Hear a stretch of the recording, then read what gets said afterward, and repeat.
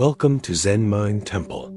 Tonight I'm going to share 10 remarkable Zen stories that have helped millions of people finally silence their racing thoughts and drift into the most peaceful sleep of their lives. Each story contains a hidden key that unlocks your mind's natural ability to let go of stress and worry. And here's what makes this different from ordinary sleep meditation. These teachings work even if you've never meditated before. Even if your mind won't stop racing, even if you've tried. Everything else, the Buddha once said, peace comes from within. Do not seek it without in the next 3 hours. Adjust your pillow. Let your body become heavy against the bed. Take one deep breath with me now, and as you exhale, know that you've just taken the first step on a journey that's been waiting for you since the beginning of time. Let's begin with our first story.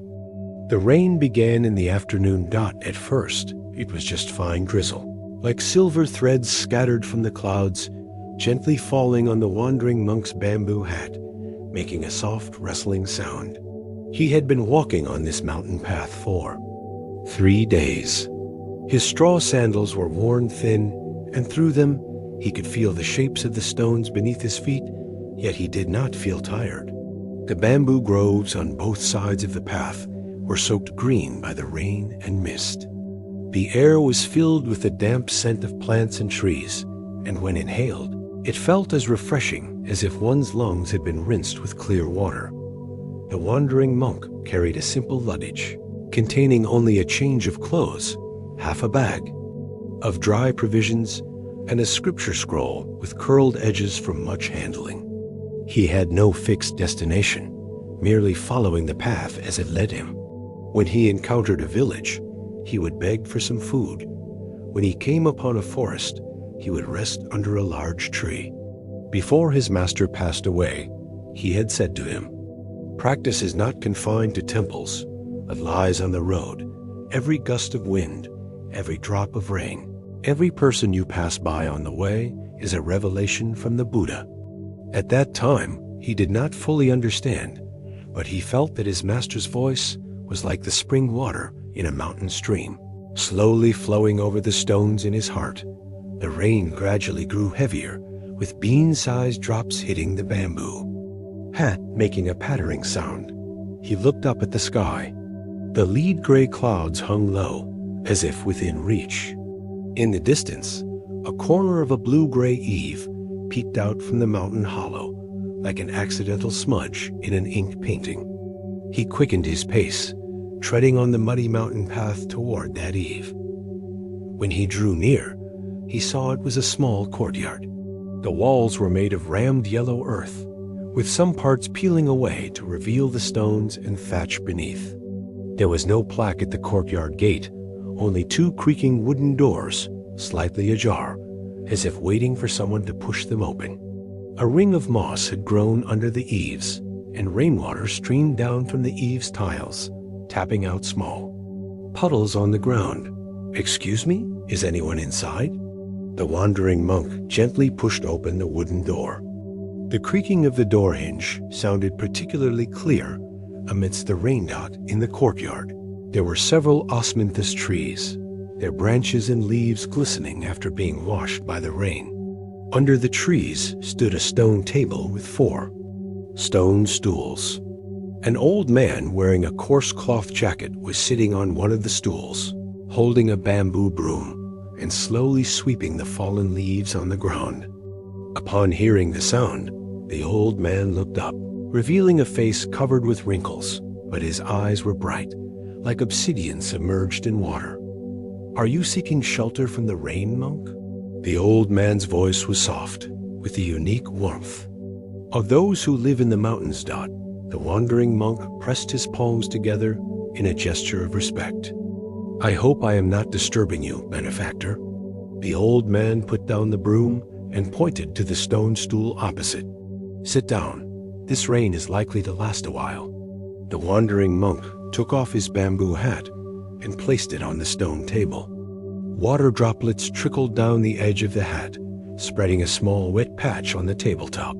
As he sat down, he caught a faint smell of wood ash on the old man, like someone who had tended a stove for many years. The courtyard was quiet, with only the sound of rain, the occasional drip from the osmanthus trees, and the faint chirping of birds in the distant mountains. How long have you been keeping watch over this courtyard, benefactor?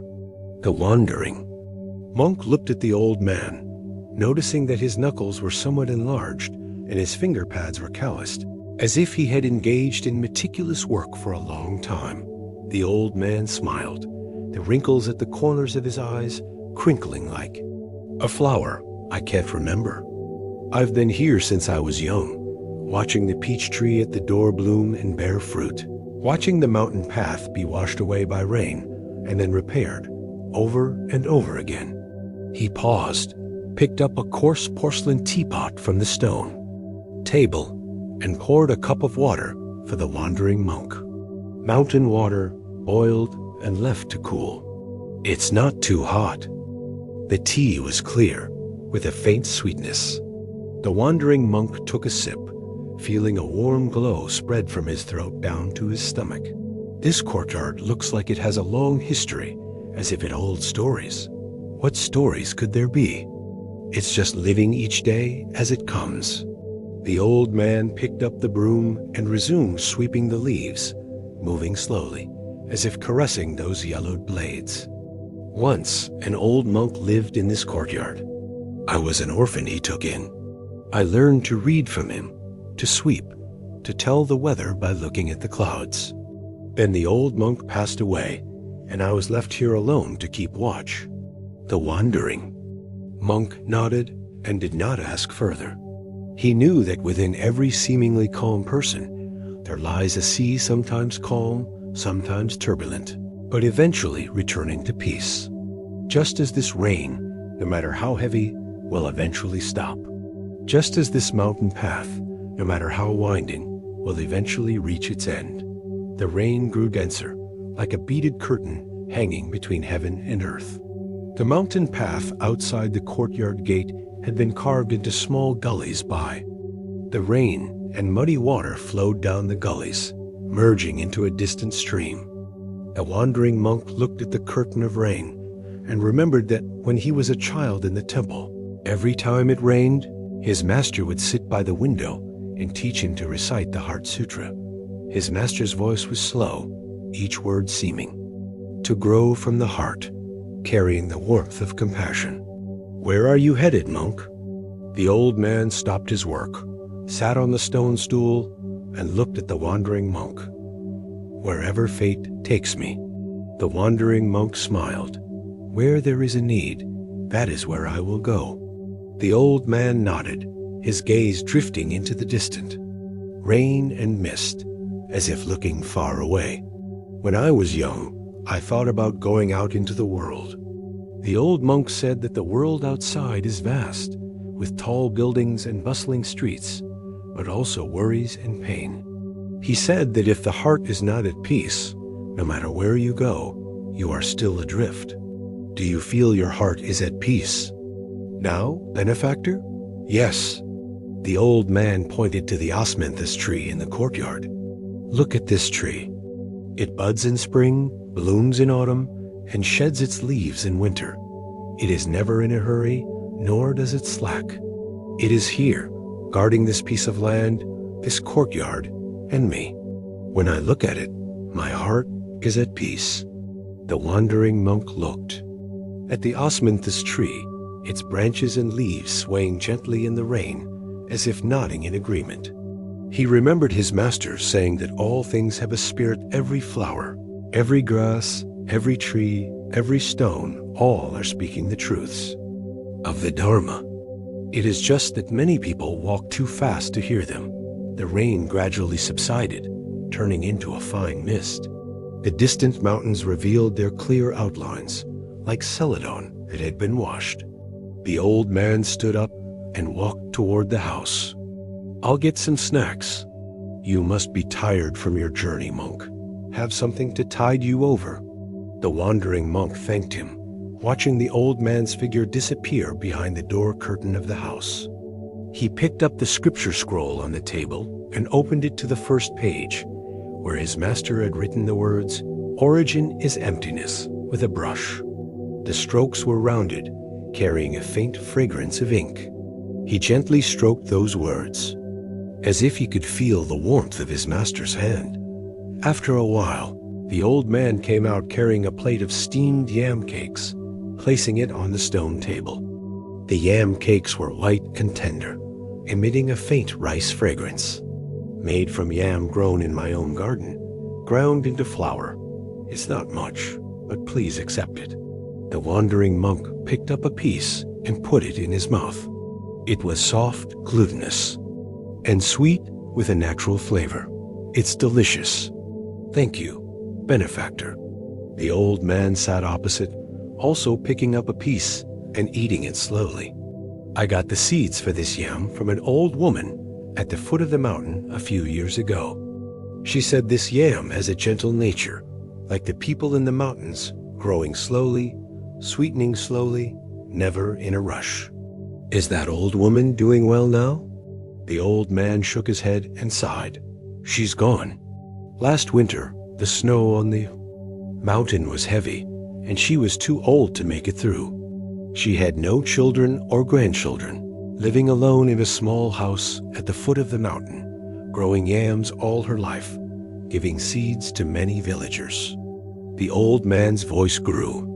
Lo, the day she passed, I went to see her. She was lying in bed, holding a handful of yam seeds in her hand, saying she wanted to leave them for spring. The wandering monk fell silent, a pang of sadness in his heart. He thought of the old people he had met while begging for alms. They were like the stones in the mountains, silent and resilient, guarding their own little world until the end of their lives. Their stories were like the mountain streams, flowing quietly, yet nourishing every inch of land.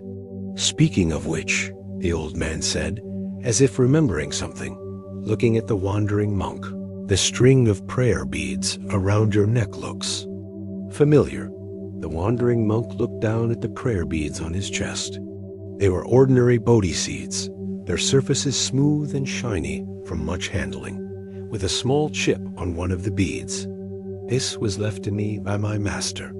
He said these beads accompanied him for 30 years, and each bead holds a story.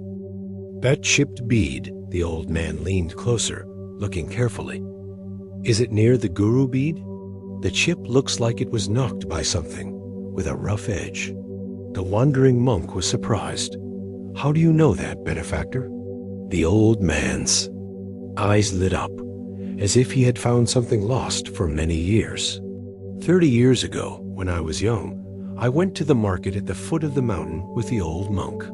It was crowded that day, and I accidentally bumped into an old monk. The prayer beads around his neck fell to the ground, chipping one of them. I was terrified, but the old monk said it was all right, and even smiled, saying that the chipped bead was a reminder that there would be bumps on the path of practice, and one should take it easy. The wandering monk's heart skipped a beat.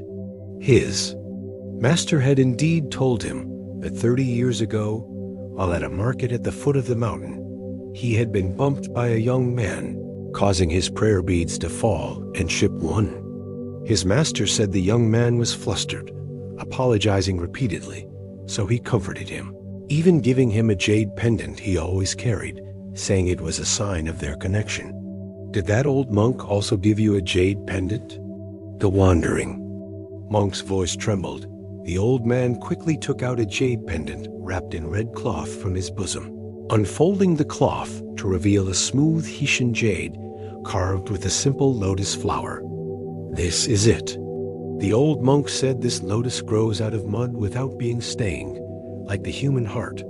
No matter how muddled, it can still bloom into a pure flower. I've carried it with me all this time, never letting it leave my side.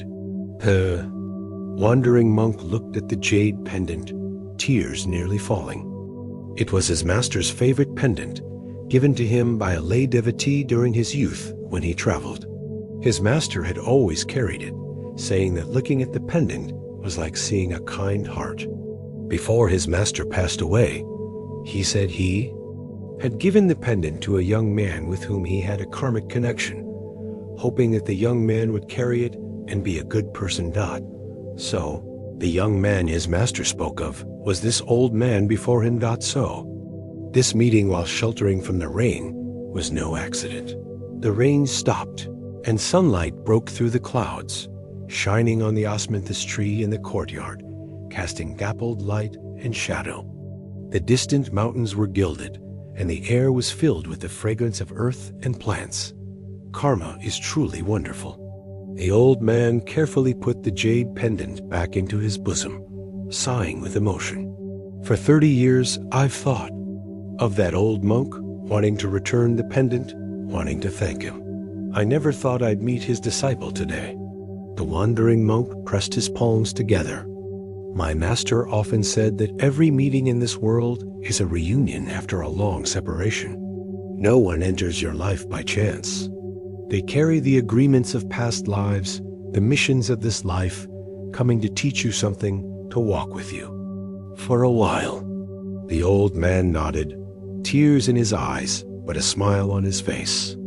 Yes, just like this rain seemingly falling suddenly, but in truth, it's the longing accumulated in the clouds for a long time. Just like this osmanthus seemingly blooming suddenly, but in truth, it's the waiting hidden in the branches all summer long.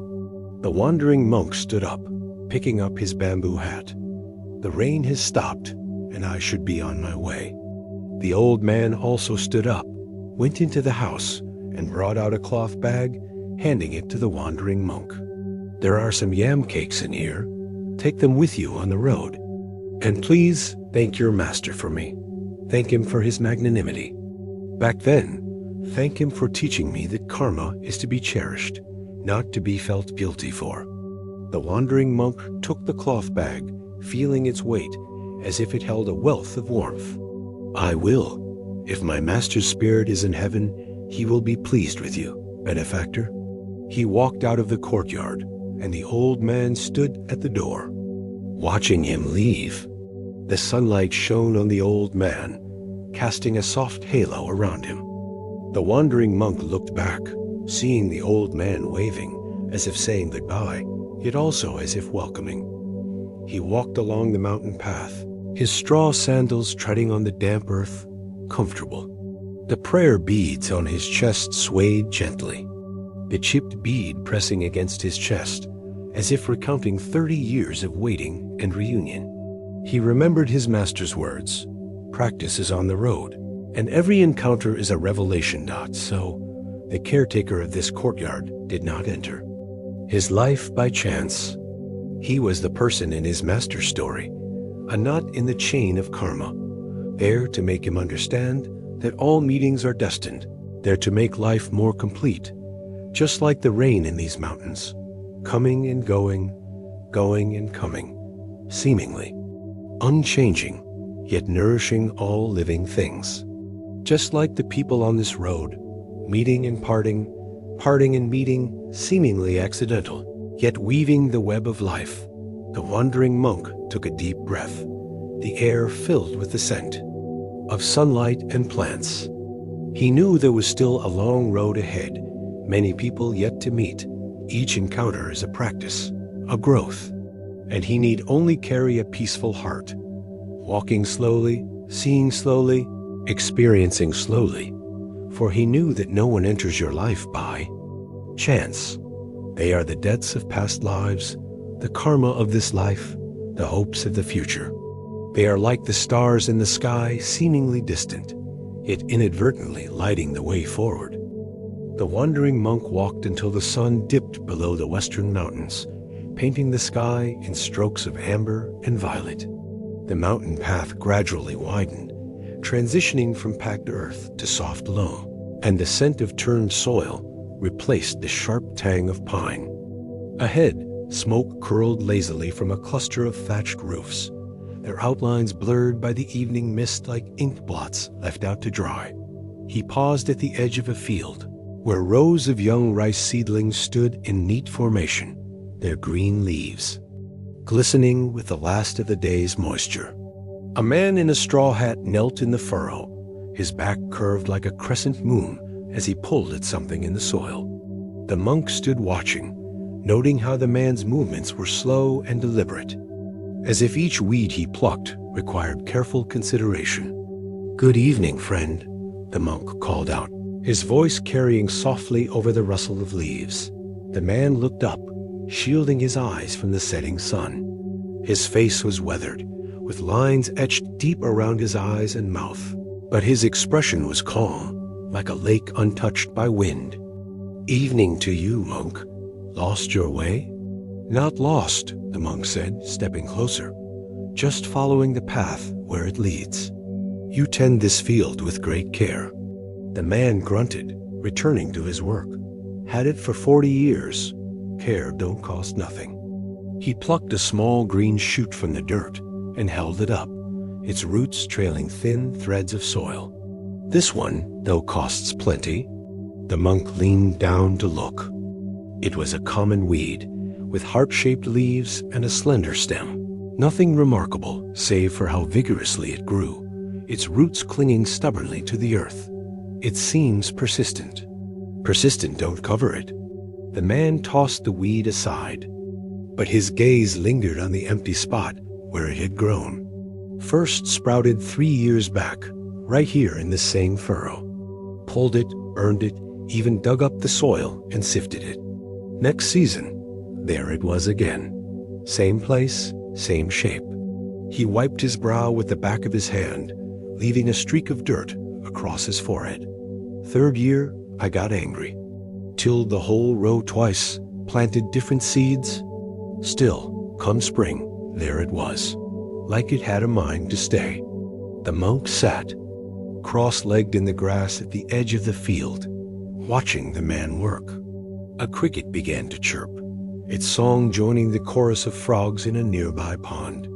"Have you ever thought to let it grow?" The man laughed, a low rumble like distant thunder. "Let a weed choke my rice? Where's the sense in that?" "Perhaps it's not a weed," the monk said quietly. "Perhaps it's a message." The man straightened, his joints creaking like old wood. "A message? From who?" "From the earth. From memory." The monk nodded toward the west, where the last sliver of sun had dipped below the horizon, leaving only a faint glow. 3 years ago, was there someone in your life who left?" The man's shoulders tensed. He turned back to his work, but his movements were no longer steady, his hands trembling slightly as he gripped his tool. "Wife died that spring, Lily. Tended this field with me since we were kids." He paused, staring at the soil as if he might see her face there. "She loved flowers, even the ones folks called weeds. Used to say every plant had a right to grow. I'd get after her for letting them take over, but she'd just laugh and say, 'They're not hurting nobody, old man.'" The monk nodded slowly. "What did she look like?" "Small," he said, a smile softening his features. "Real small, but strong. Could lift a sack of grain I could barely budge. Hair the color of chestnuts, eyes like the river, after rain all gray and silver and bright." He plucked another shoot from the ground, but this time he handled it gently, as if it were something precious. "She used to tuck these in her hair, you know. Said they smelled like honey when the dew hit him." As he spoke, a breeze rustled through the field, carrying the faint, sweet scent of jasmine. The man froze, his head tilting slightly as if listening to something only he could hear. "Funny thing, she always said she'd haunt me if I didn't tend the marigolds by the fence. Never mentioned weeds." The monk reached out, brushing his fingers against the leaves of a nearby plant. "Grief speaks in strange ways. Sometimes it comes as a song you haven't heard in years, or the smell of bread baking. Sometimes it pushes up through the soil, stubborn and green, because it can't find any other way to say, 'I'm still here.'" The man sat back on his heels, his eyes filling with tears that he didn't bother to wipe away. "I thought I was going mad, you know, getting angry at a plant. But every time I pulled it, felt like I was breaking something, like I was losing her all over again." "Then don't pull it," the monk said. But the rice will grow around. It always does. The monk stood, dusting off his robes. Some things are meant to coexist.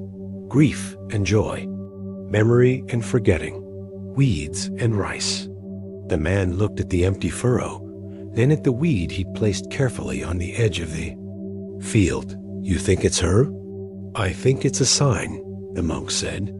That love doesn't stop when breath does. It turns into something else, something that grows, even when you're not looking.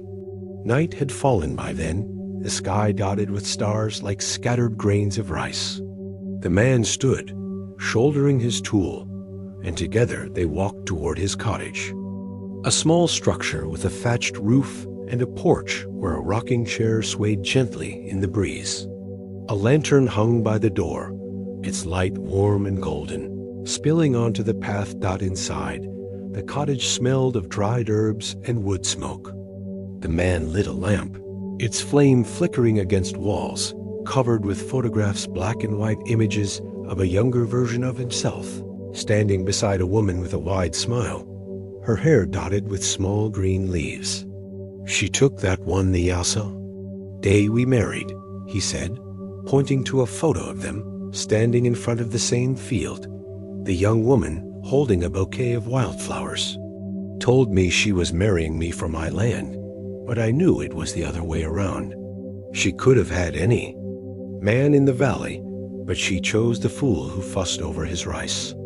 He poured 2 cups of tea, the liquid dark and fragrant, steam curling upward to fog the window. After she died, I couldn't stand being in here. Spent all my time in the field, working from dawn till dark. Figured if I kept busy enough, I wouldn't have to think. But the weed kept bringing you back, the monk said. The man nodded, staring into his tea. Every time I saw it, I'd remember her laughing at me for getting so worked up over a little green thing. Live a little, she'd say. The world's not going to end if one weed grows. Outside, an owl hooted, its call echoing through the quiet night. The man glanced at the window where the moon had risen, casting a silvery glow over the field. Tomorrow, I'll let it grow. See what happens. Sometimes the things we resist most are the ones trying to teach us, the monk said. A weed in the rice field, a memory we can't shake, a person who enters our life uninvited. They all have something to show us if we're willing to look. They sat in silence for a while, sipping their tea, listening to the wind whisper through the walls. When the clock struck midnight, the man stood, gesturing to a cot in the corner. You can stay here, better than sleeping under a tree. The monk thanked him, settling onto the cot as the man blew out the lamp. In the darkness, he could hear the man's breathing, slow and steady, like the rhythm of the seasons. Outside, the field rustled, as if the plants were sharing secrets in the night. He thought of the old man in the courtyard, of the jade pendant, and the chipped prayer bead, of how every encounter was a thread in a vast tapestry, woven long before any of them were born. The weed in the field was not an accident, any more than the rain that had led him to the courtyard, or the man who had offered him shelter. It was a reminder that love is not finite, that it persists in ways we cannot see, in the tilt of a flower toward the sun, in the sound of a familiar laugh remembered years later, in a small green shoot pushing through the soil, refusing to be forgotten. When the monk woke at dawn, the man was already gone, his boots by the door and the scent of fresh bread lingering in the air. He stepped outside, the morning air cool and crisp, carrying the sweet smell of jasmine from the field. There, in the furrow where the man had been working, the small green weed stood tall, its leaves glistening with dew, surrounded by healthy rice plants that seemed to bend toward it, as if in reverence. The man knelt beside it, his hands gently brushing the soil around its roots. A smile on his face. As the monk walked away, he heard the man humming a tune, a melody as old as the hills carried on the wind like a benediction. He knew that wherever he went next, The lesson of the weed would stay with him, that some things are meant to persist, that even in loss, there is connection, that no life is ever truly separate from another. The path stretched ahead, winding toward the next village, but for a moment, the monk paused, looking back at the field where a man and a memory had found each other again, in the form of a weed that refused to die. Some meetings, he thought, are not between people at all. Sometimes they are between a heart and a memory, between a man and a weed, between what was lost and what refuses to be forgotten. And none of them are by chance. The monk's sandals crunched over pebbles as he climbed higher into the mountains, where the air thinned and smelled of pine resin and damp stone. The path had grown narrower, winding like a ribbon through stands of cedar and cypress, their branches interlacing overhead to form a green canopy that filtered the sunlight into dappled patterns on the ground. By midday, clouds rolled in, smothering the sun until the forest took on a cool blue-gray hue. A mist began to rise from the valleys, curling around tree trunks and blurring the edges of the path. The monk slowed his steps, noting how the fog muffled sound, the rustle of squirrels in the underbrush, the call of a woodpecker, until only the soft pad of his own breathing remained. He was considering stopping to rest when a voice emerged from the mist, thin and anxious. "Hello? Is anyone there?" The monk followed the sound, stepping around a boulder covered in lichen to find a young woman sitting on a fallen log, her face buried in her hands. A leather satchel lay beside her, its contents spilled naps, a half-eaten loaf of bread, a small vial of water. "Lost?" the monk asked gently. The woman looked up, her eyes red-rimmed. "For hours. The fog came out of nowhere, and one path looks just like another." She gestured to the map in her hands, its edges frayed. "I'm supposed to meet my brother in the village at the pass by sunset. Now I'll never find him." The monk sat beside her, studying the map. The ink had run in places, making the trails almost indecipherable. "You're not far from the main path. The fog will lift by afternoon, I think. I hope so." She sighed, tucking a strand of dark hair behind her ear. "I've never been good with directions. My brother always teases me about it, says I could get lost in a room with one door." A small smile touched her lips. "He's probably worrying himself sick." As if on cue, another voice echoed through the trees, deeper this time, with a hint of urgency. "Elara? Elara, can you hear me?" The woman stood, waving her arms. "Kale, over here." A figure emerged from the mist, a young man with the same dark hair and sharp features, his boots caked in mud. When he saw her, he let out a breath, hurrying toward her and gripping her shoulders. "Don't you ever wander off like that again?" "I've been searching for hours." "I didn't wander off," she said, but there was no bite in her words. "The fog. I know. He softened, brushing a smudge of dirt from her cheek. "I got turned around too. Followed a trail I thought was right, but it just looped back." He turned to the monk, nodding in greeting. "You found her." "Thank you," the monk smiled. "I didn't do much." "She was easier to find than you think." Kale laughed, a sound that echoed through the trees. "That's Elara. Always manages to be exactly where she's not supposed to be." He slung his sister's satchel over his shoulder. "We should get moving if we're going to make it to the village before dark. Do you know the way?" "I was following the path myself," the monk said. "It's not far. There's a fork up ahead. Take the left trail, and it will lead you straight to the pass." Elara frowned. "Left? I could have sworn the map said right." "Maps lie sometimes," the monk sighed, especially in fog. They walked together, the monk in the lead, the siblings following close behind, their voices mixing with the drip of water from leaves. The fog was indeed lifting, curling upward in wispy tendrils to reveal glimpses of blue sky. As they walked, Alara and Kale told stories of their childhood in a coastal town, of their parents who ran a small inn, of the reason for their journey. Their grandfather, ill in bed, waiting for them to bring him herbs from the mountain villages. "He's the one who taught us to read maps," Kale said. Said a good map is like a conversation with the land. But I guess even he couldn't prepare us for this fog. Or for my terrible sense of direction. Alara added, they reached the fork in the path sooner than expected, the two trails diverging like the branches of a tree. To the right, the path was overgrown, its stones moss-covered. To the left, the earth was packed hard, as if many feet had trodden it. "This is it," the monk said, pointing to the left. Alara hesitated, glancing at her map. "Are you sure? It still looks wrong." "Trust me," the monk said. "I've walked this way before." As they prepared to leave, Kale paused, looking at the monk, with a curious expression. "Funny thing, when I was lost, I met an old woodcutter chopping wood. Asked him which way to go, and he pointed me to a trail marked with white stones. Said it would lead me to someone I was meant to find. He gestured to the path. This is that trail. The stones are right there, see?"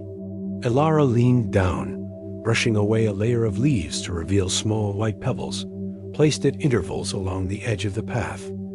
"I saw these too.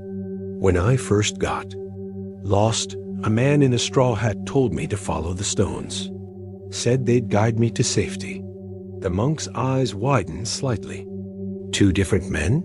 Or the same one?" They looked at each other, then shook their heads. "Mine was old," Kale said. "Wrinkled face, hands like tree bark. Carried an axe bigger than he was. Mine was younger," Alara said. "Had a scar on his cheek. And he laughed when I told him I was lost. Said everyone gets lost sometimes." The monk smiled, a soft, knowing smile. "And both told you to follow the white stones." "Yes," they said together. "Interesting." The monk looked at the stones, there, surfaces smooth and pale, as if polished by years of rain. "It's almost as if they knew you were looking for each other." Kale slung an arm around his sister's shoulders. "Maybe they did. Grandfather always says the mountains have a way of bringing people together. Says it's because the earth remembers. Every footstep, every promise, every lost soul trying to find their way home." Alara nodded. "He says people don't just stumble into each other by accident. That every meeting is written in the stars, long before we're born." The monk thought of the old man in the courtyard, of the farmer and his persistent weed, of how the world seemed to hum with a quiet intelligence, connecting lives in ways we rarely notice. "Your grandfather is wise." They said their goodbyes. Ben, the siblings hurrying down the left path, their laughter fading into the distance. The monk watched them go, noting how their steps fell in sync, how Kale kept glancing back to make sure Alara was to catch up with, how she rolled her eyes, but slowed down anyway. He knelt, picking up one of the white stones. It was cool in his hand, its weight surprising for something so small. When he turned it over, he saw a faint carving on its surface, a tiny symbol, like two people holding hands. Standing, he placed the stone back where he'd found it, smoothing the leaves over it. The forest was quiet now, the fog gone, the sun warm on his face. Somewhere in the distance, a stream babbled, its water clear and fast-moving. He thought of the two woodcutter-s, so different in description, yet saying the same thing, leaving the same trail of stones. He thought of the siblings, lost and worried, finding each other not through luck, but through a path that had been laid out for them. Step by step, stone by stone, it was a lesson as old as time, yet always new, that we are never truly lost. That the people we need to find will find us, that the universe is a web of connections, invisible but unbreakable. The monk continued on his way, his steps light, his heart full. The path ahead was clear now, winding upward toward a pass where he could see the roofs of a village, tiny as toy houses, glinting in the sundial as he walked. He passed more white stones, each one placed just so, as if guiding him too. He didn't need them, but he appreciated the gesture, the mountain's way of saying, "You're not alone. None of us are." And in that moment, he understood. The world is full of signposts if we know how to look. A chipped prayer bead, a persistent weed, a trail of white stones. They are all messages, written in the language of the earth, saying the same thing over and over. You are here for a reason. They are here for a reason that no one enters your life by chance. The village at the mountain pass clung to the hillside like a cluster of barnacles, its cottages huddled close as if seeking warmth from one another. Smoke spiraled from stone chimneys, mixing with the thin mountain air to create a hazy veil, and caught the late afternoon sun in shades of copper and gold. The monk wandered through narrow lanes where children chased each other with wooden swords, their laughter sharp and bright, and old women sat on doorsteps, their fingers flying. As they wove reeds into baskets, he found a place to rest in the lee of a stone wall, where a bench had been carved into the rock, smooth from years of use. As he closed his eyes, the sounds of the village washed over him, the clatter of a blacksmith's hammer, the high-pitched call of a peddler selling pottery, the murmur of voices exchanging news. It was a symphony of ordinary life, and he let it wrap around him like a blanket. When darkness fell, he accepted an invitation to stay in the village temple, a small structure with a single room housing a weathered statue of Buddha, its paint faded, but eyes still holding a gentle wisdom.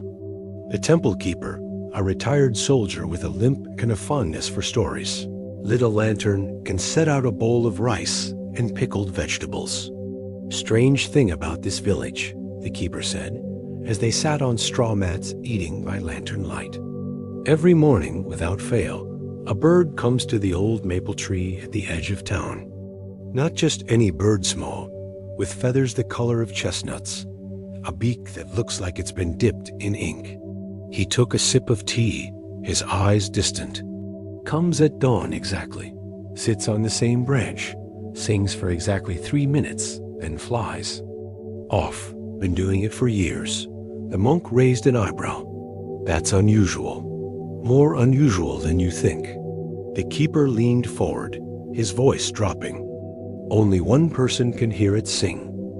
Old Mrs. Hiroshi, who lives in the cottage next to the maple tree. Everyone else?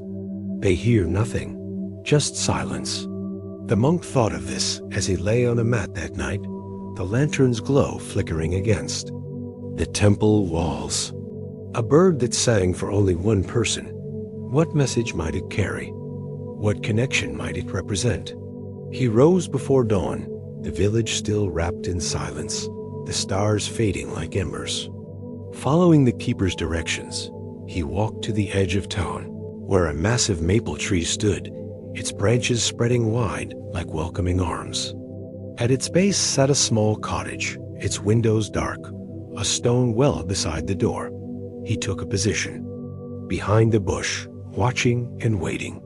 The sky lightened from black to indigo to pale pink, and as the first ray of sunlight touched the maple's highest branch, a bird appeared, as if summoned by the light itself. It was exactly as the keeper had described, chestnut feathers, an ink-black beak, tiny and delicate dot. It hopped onto a low branch, tilted its head, and opened its beak. The song that emerged was unlike any the monk had ever heard, not a series of chirps, but a single sustained note, clear and pure, like a bell rung in a quiet room.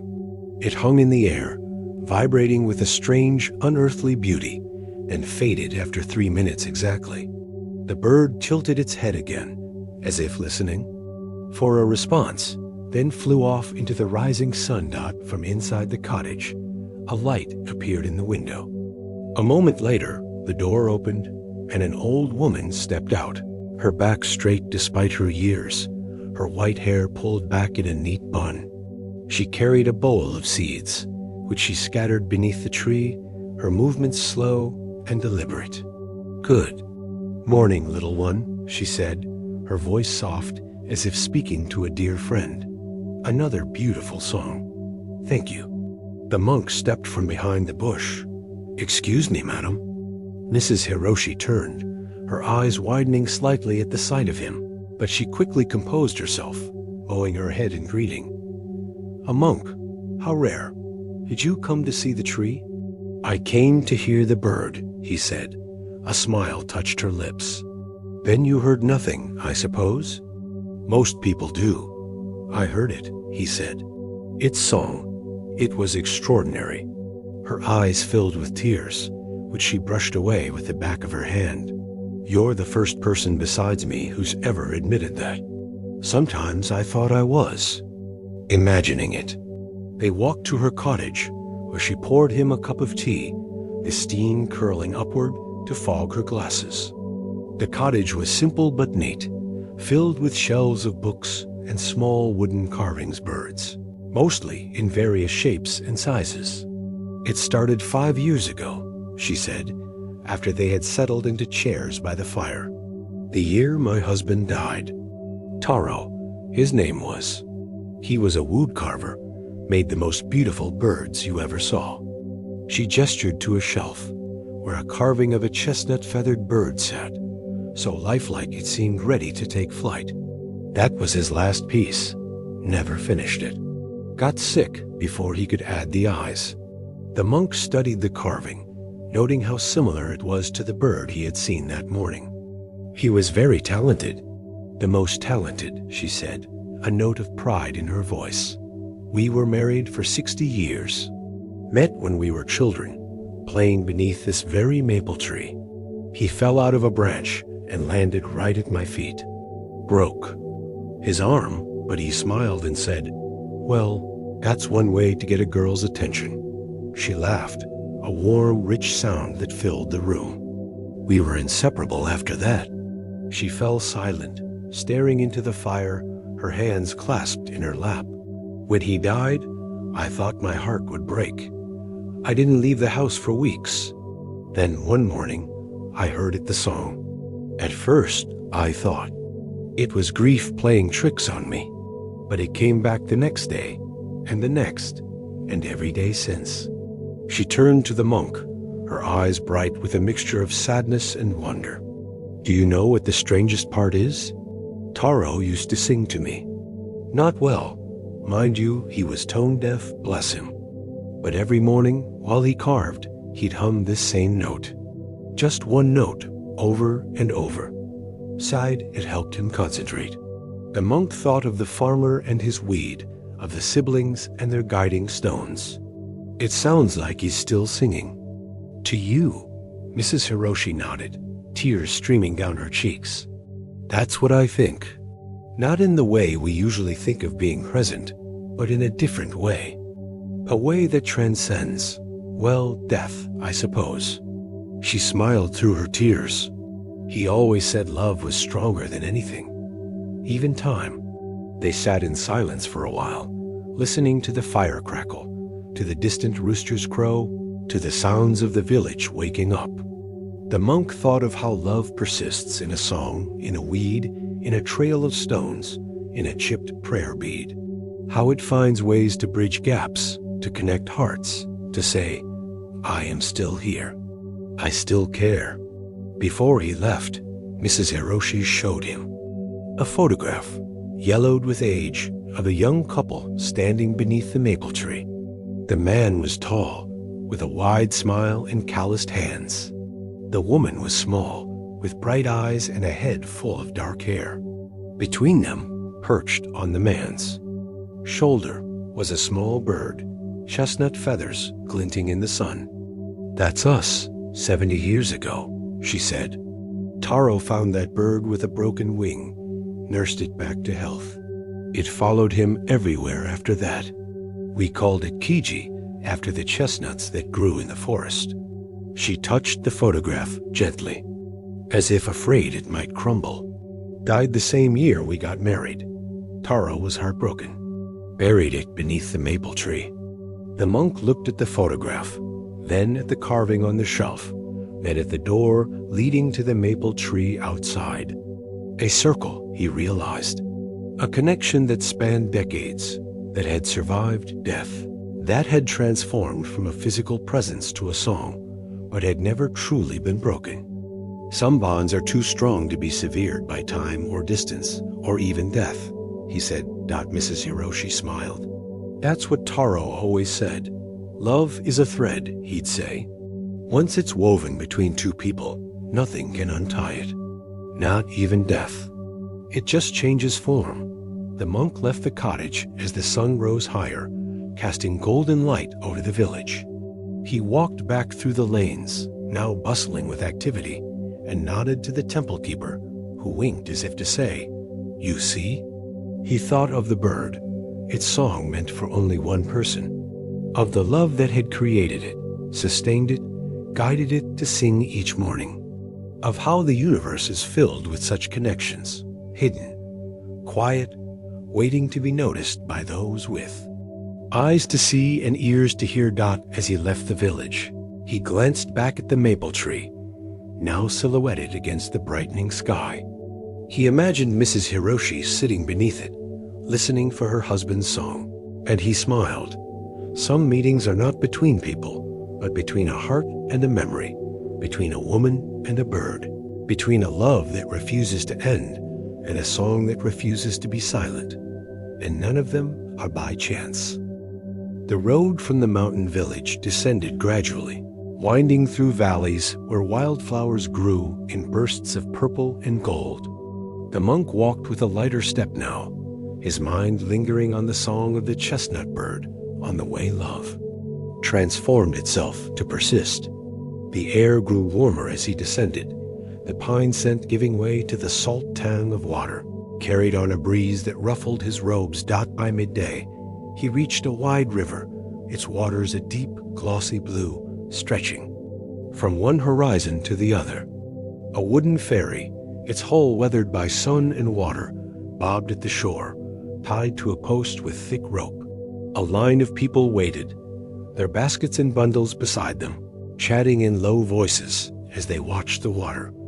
The monk joined the line, listening to the murmur of conversation.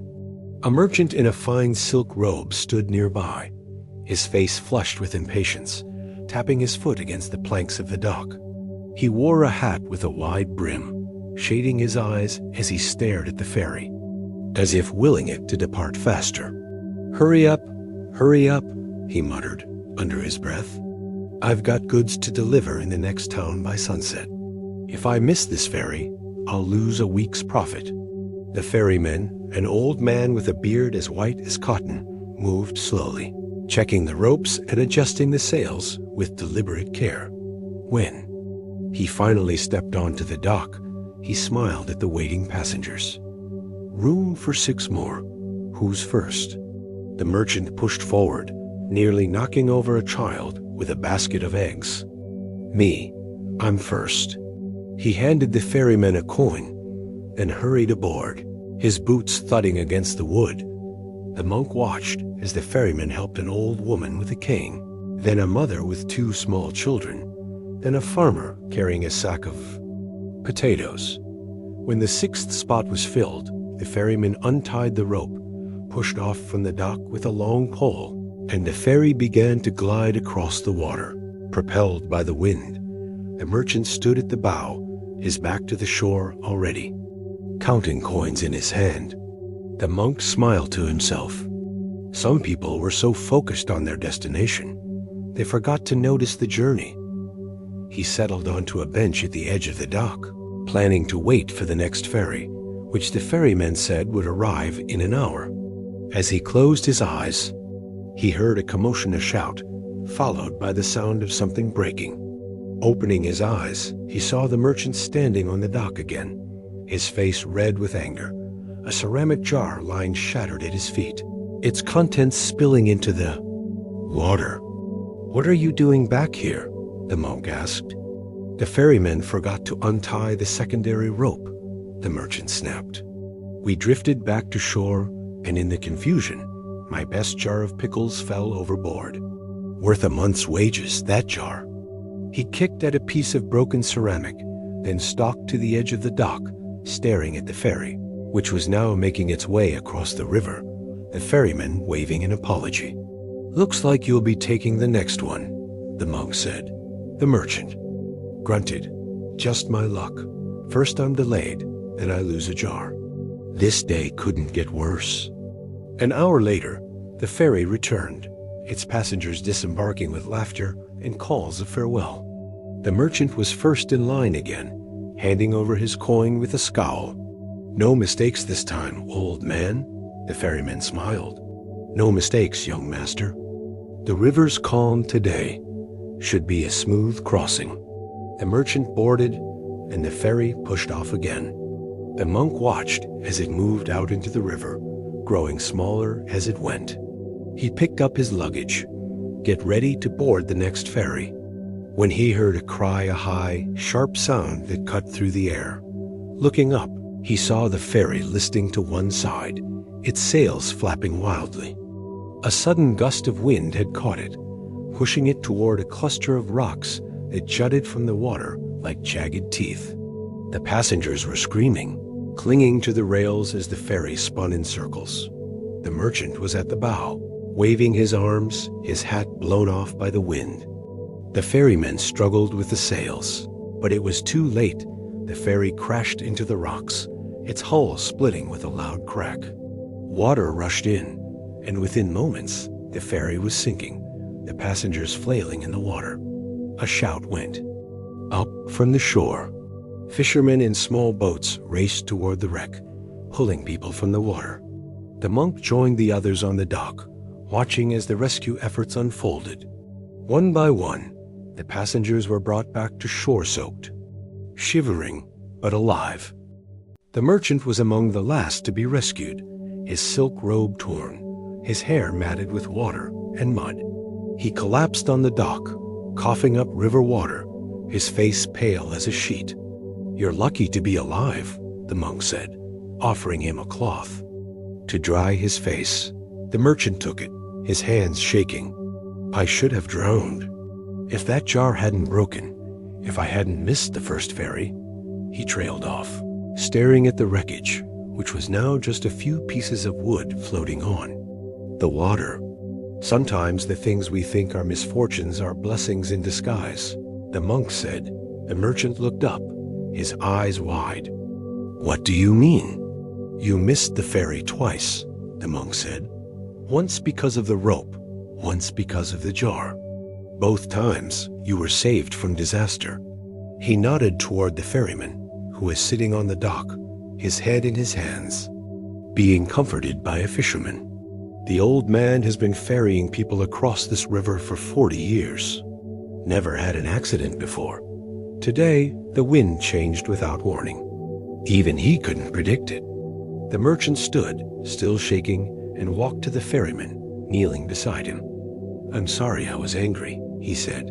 "You saved my life, even if you didn't know it." The ferryman looked up, his eyes red. "I should have checked the weather.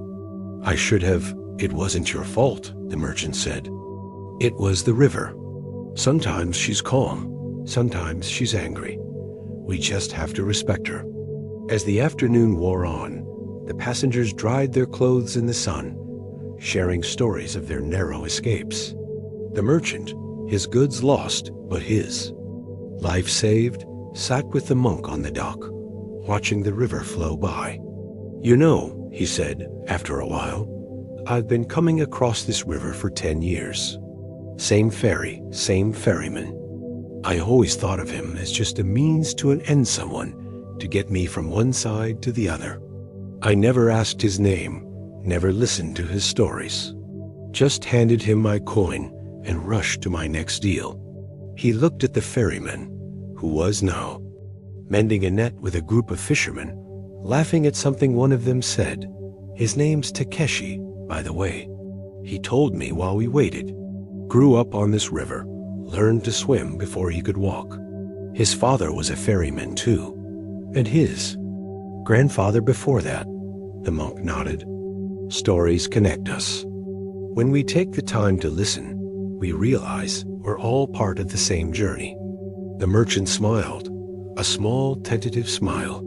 I used to think success was about getting where you're going as fast as possible. But today I learned that sometimes the delays, the detours, the things that make you want to scream, they're the things that keep you alive. He stood, brushing off his robe. I should go. My goods are gone, but I can order more. The people in the next town will understand. They'd rather have me late than dead. He paused, then turned to the monk. Thank you for making me see. The monk nodded. Safe travels. As the merchant walked away, the monk looked out at the river.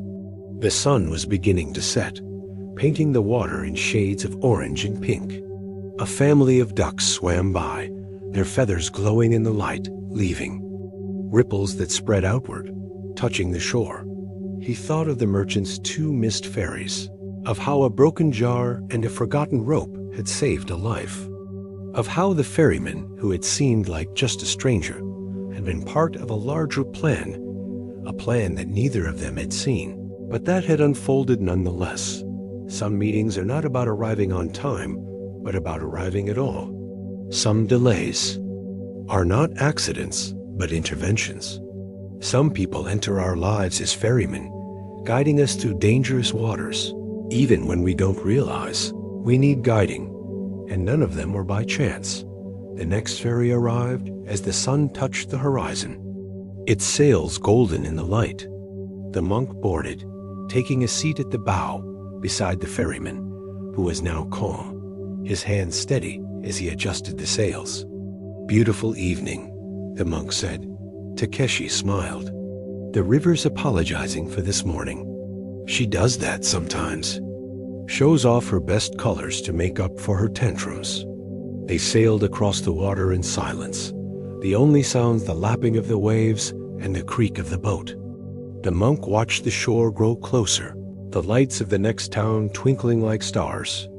He thought of all the people he had met, the old man in the courtyard, the farmer with his weed, the siblings lost in the fog, Mrs. Hiroshi and her singing bird, the merchant and his broken jar. Each one a thread in a tapestry, woven together by invisible hands. Each one a reminder that the universe is full of connections, of signs of meetings that seem random but are anything but that. As the ferry docked, the monk stepped onto the shore. The sand warmed beneath his feet. The ferryman waved, and the monk waved back, knowing that even this brief meeting, this moment shared on a boat, watching the sun set over a river, was part of something larger, something ancient and beautiful. No. One enters your life by chance, not even a ferryman on a river at sunset.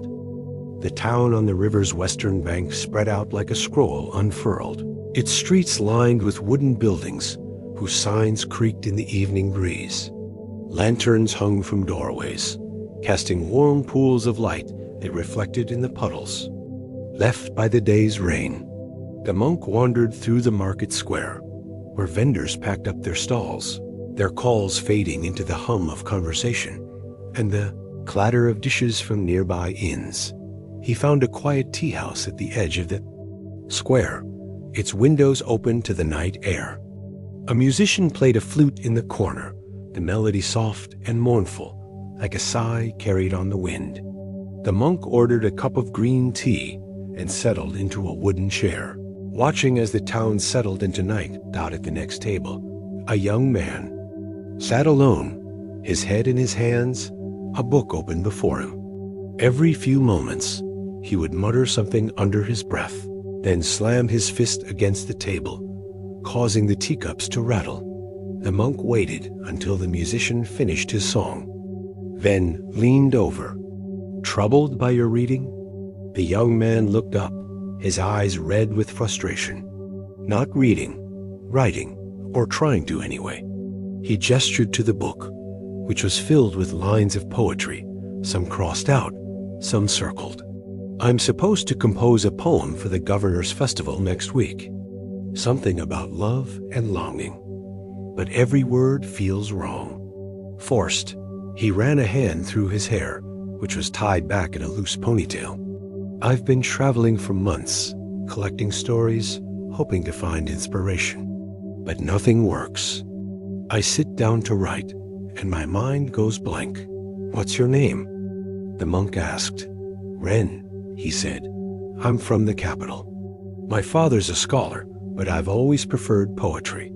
He says it's a waste of time, but it's the only thing that makes sense to me. The monk nodded. Poetry is the language of the heart. Sometimes it takes time for the heart to find its voice. Ren smiled bitterly. Well, my heart is being very quiet lately. I visited temples, mountains, rivers, every place people say. Inspiration lives. Nothing. He picked up his teacup, then set it down again, untouched. Last month, I was in a village to the north. Sat in a tavern, listening to an old woman sing. She had this song, just a fragment, really. Beneath the moon, where lotuses bloom, I wait for you, but you don't come. Stuck in my head ever since. Can't get past it. The monk's ears pricked up. That's all? Just those lines? Tried to ask her where she learned it, but she was drunk and couldn't remember. Said it was something her mother used to sing. Ren sighed. Feels like a puzzle with half the pieces missing. The next morning, the monk walked to the town's library, a small building with shelves reaching to the ceiling, filled with scrolls and books bound in leather. The librarian, a woman with glasses perched on the end of her nose, led him to a section on local history. As he scanned the shelves, a voice behind him made him turn. A young woman stood there, holding a book of poetry, her finger tracing a line. On the page, beneath the moon, where lotuses bloom, she murmured, then stopped, frowning. I can never remember the rest. My grandmother used to recite it to me when I was a child. Said it was written by a poet who died before he could finish it. The monk smiled. You know those lines too? She looked up, surprised. You've heard them? I thought they were just something from my family. She held out her hand. May, I teach poetry to children here in town. Ren mentioned them last night, the monk said. He's a poet staying at the tea house. Can't finish his poem because he's stuck on those lines. May's eyes lit up. Really? I've been trying to find the rest of that poem for years. Grandmother said it was about two lovers, one a poet, one a painter, who were separated by a flood. He wrote the first half, she the second, but they never got to share them. The monk thought of Ren's frustration, of May's search. Perhaps you should meet, two halves making a whole. May hesitated, then nodded. I'd like that. Where is he? They found Ren at the tea house, still staring at his blank page. When May repeated the lines, he looked up, his eyes wide. You know them too? Only those, she said. But my grandmother knew more. Let me think. She closed her eyes, her brow furrowed, then opened them again. Wait. Beneath the moon, where lotuses bloom, I wait for you, but you don't come. The water rises, the stars fade. My heart is a boat without a home. Ren's breath caught. That's it. That's the rhythm I was missing. He grabbed his brush, dipping it in ink. Keep going. May closed her eyes again, as if listening to a voice only she could hear. I paint your face in the morning mist, but it fades before I can hold it. The river sings your name, but the wind carries it away. Ren wrote furiously, his hand moving so fast, the ink splashed slightly on the page. More, please. I plant a tree where we first kissed, water it with my tears. It grows tall, but its branches reach for the sky, where you are. Ren set down his brush, staring at the completed poem. It was perfect flowing, heartfelt, a story of love and loss and longing, told in simple, beautiful words. It's like it was already written. We just remembered it. May smiled. Grandmother said the poet and painter were reincarnated, that they'd find each other again, to finish what they started. She looked at Ren, her eyes soft. "I always thought it was just a story." But now, Ren looked at her, and the monk saw a recognition pass between them, not of something that had happened, but of something that had always been. It was the same look he had seen in the old man's eyes when he spoke of his wife, in Mrs. Hiroshi's gaze when she listened to the bird's song. The recognition of a connection that transcends time. Later that day, the monk sat with Ren and Mei by the river, watching the water flow by. They talked of poetry and painting, of their childhoods, of the strange way their paths had crossed. "I never believed in reincarnation," Ren said. "Thought it was just stories to comfort people." "But how else do you explain it?" Two strangers, each knowing half a poem, brought together by chance. "It's not chance," the monk said. "It's memory. A soul remembers what the mind has forgotten. Love, loss, promises, they're all written in the fabric of who we are. Sometimes it takes a lifetime or two to remember." May nodded. Grandmother said the poet and painter were separated by a flood, but their love was so strong, it survived death. They made a promise to find each other again, to finish the poem, to finish their story. The monk thought of all the stories he had heard: the weed that refused to die, the bird that sang for one person, the fairy that was missed twice. Each a promise kept, a connection remembered, a story that refused to end out. As the sun set, Ren and May walked along the riverbank, reciting the poem together, their voices blending like two notes in a song. The monk watched them go, knowing that their meeting was no accident, that the poem, half remembered for so long, had been a signpost, guiding them to each other. Some meetings are between souls that have known each other before, between lovers who made promises across lifetimes, between poets and painters whose words and brushstrokes are part of the same story, and none of them are by chance.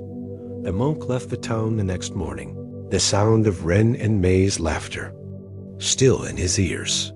He walked along the river, the poem echoing in his mind, a reminder that some stories take time to unfold, that some connections are too strong to be broken by death or distance.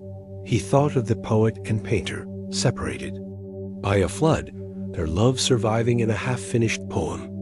Of Ren and May, brought together by those same lines, their story just beginning.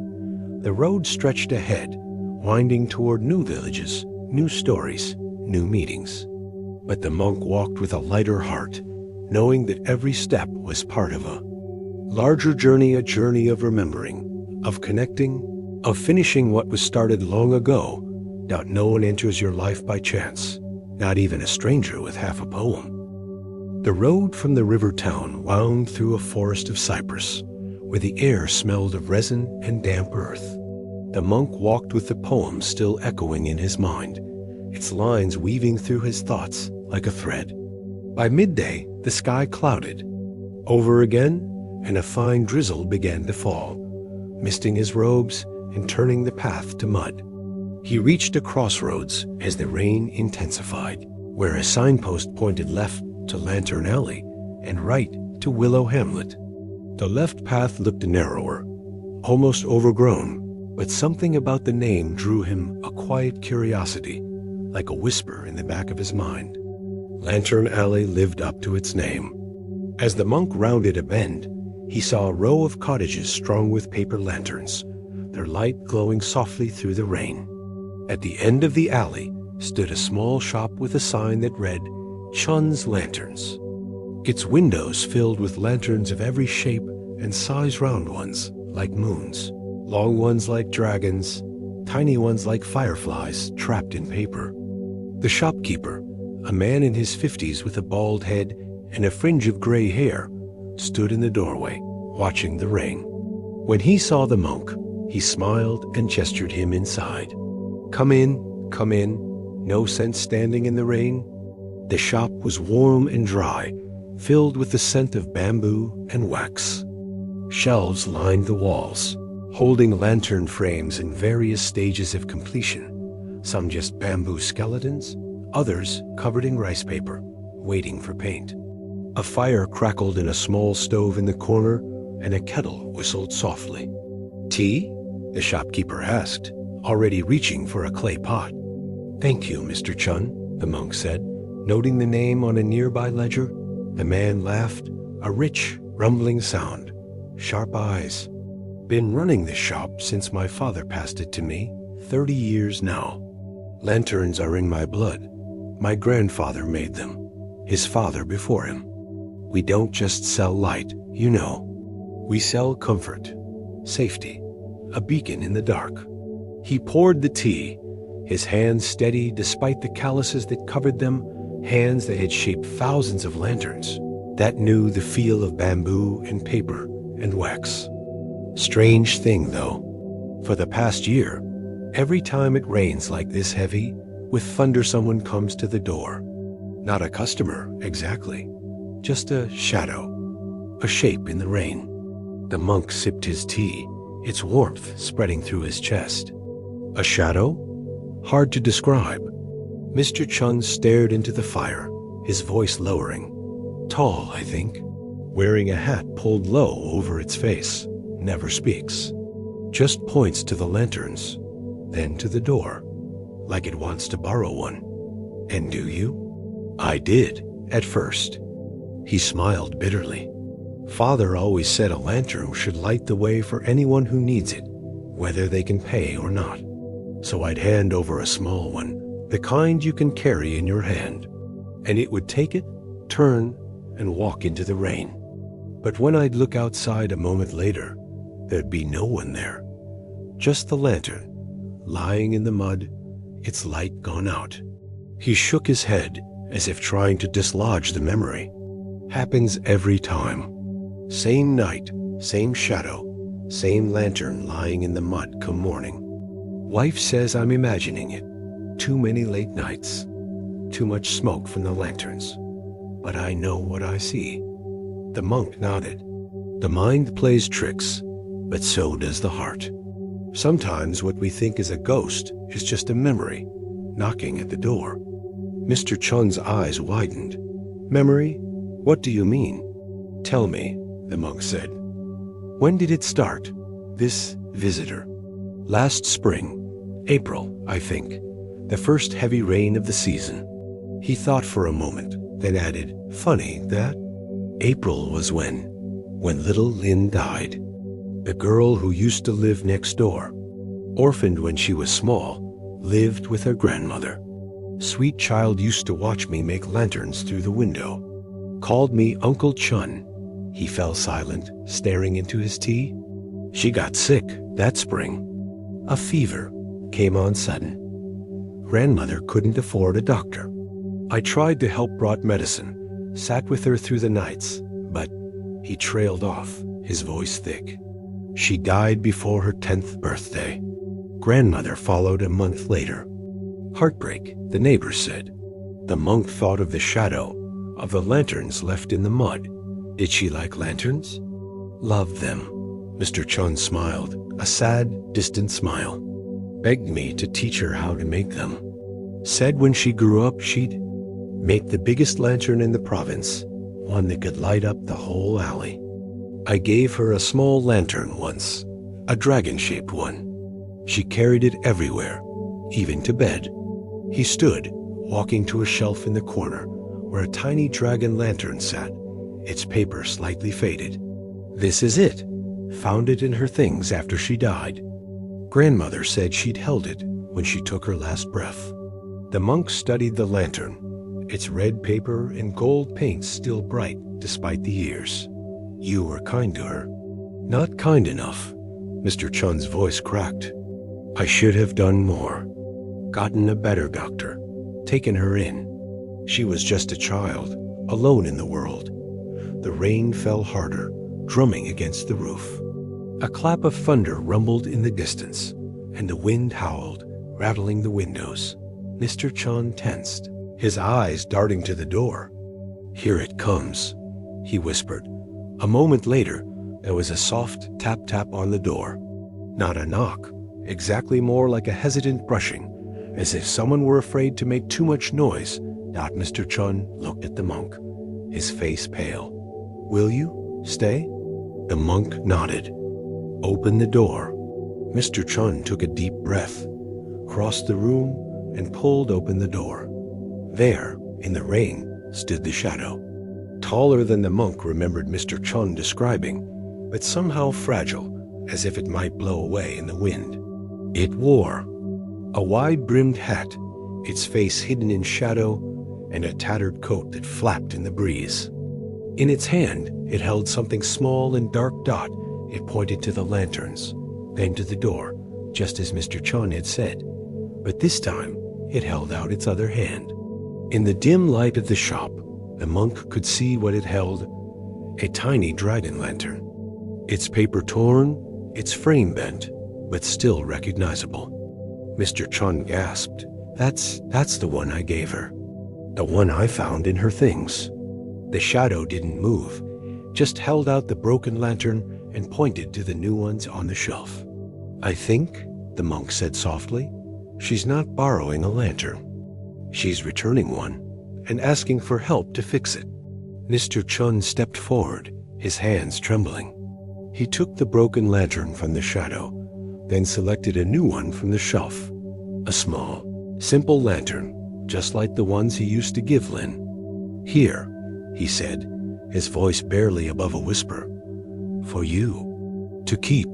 The shadow took the lantern, its fingers brushing Mr. Chun's. For a moment, the monk thought he saw a flash of a small hand, pale and thin, but then it was gone. The shadow turned, holding the lantern high, and walked into the rain. This time, Mr. Chun followed it to the door, watching as it walked down the alley, the lantern's light bobbing like a heartbeat in the dark. It didn't disappear. It kept walking until it reached the end of the alley, where a small stone marker stood the grave of Lin and her grandmother, overgrown with weeds. The shadow knelt, placing the lantern on the grave, then stood and turned, facing Mr. Chun. For a moment, the hat tilted back, and in the lantern light, Mr. Chun saw a glimpse of a face, a little girl with a wide smile, her eyes bright. Then she was gone, dissolving into the rain like smoke. Mr. Chun stood in the doorway, tears streaming down his face, long after the lantern on the grave had burned out. When he finally turned back to the shop, his face was peaceful, as if a weight had been lifted. "She wasn't angry," he said. "She was lonely." "Just lonely," the monk nodded. "Grief is a kind of loneliness, for both the living and the dead." They sat by the fire that night, drinking tea and talking of Lin, how she used to chase fireflies in the alley, how she'd sing off-key while Mr.